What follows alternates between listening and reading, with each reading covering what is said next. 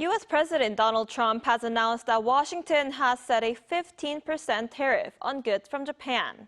As the August 1st deadline looms, the United States will continue to hold talks with trading partners, including South Korea and China. Our Seung-jae starts us off. U.S. President Donald Trump announced on Tuesday that Washington will impose a 15% tariff on goods from Japan. In a social media post, the U.S. leader touted what he called a massive deal that would also see Japan invest $550 billion into the U.S., adding that the U.S. would receive 90% of the profits. Trump also noted that Japan will open trade to cars and trucks, rice, and certain other agricultural products.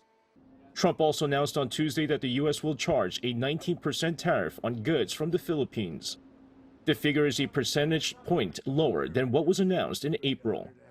The announcement was made in a social media post, with Trump saying that Washington had reached a deal with Manila after holding talks with Philippine President Ferdinand Marcos Jr. at the White House.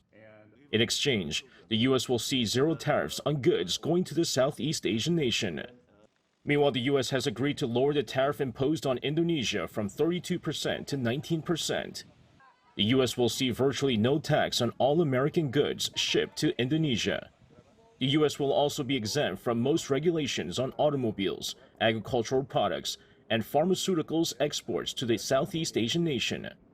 According to a senior Trump administration official, Indonesia will reduce tariffs to 0% on over 99% of the products from the U.S. and eliminate all non-tariff barriers.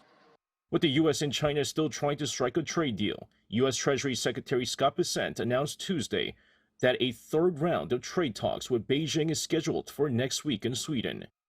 Speaking to Fox Business, Bessent said that he will be in Stockholm from July 28th to 29th with his Chinese counterparts, adding that they'll be working out what is likely an extension. With Seoul also working to strike a deal with Washington before the August 1st deadline, South Korea's Finance Minister Koo Yoon-chul said Tuesday that he would hold so-called 2+2 high-level trade talks with the U.S. on Friday. Koo said he and Trade Minister Yeo Han-gu will head to Washington for the talks, involving Bessent and U.S. Trade Representative Jamieson Greer. Without a trade deal, South Korea is set to face 25% tariffs on all goods entering the U.S. Seung-jae, ArirangNews.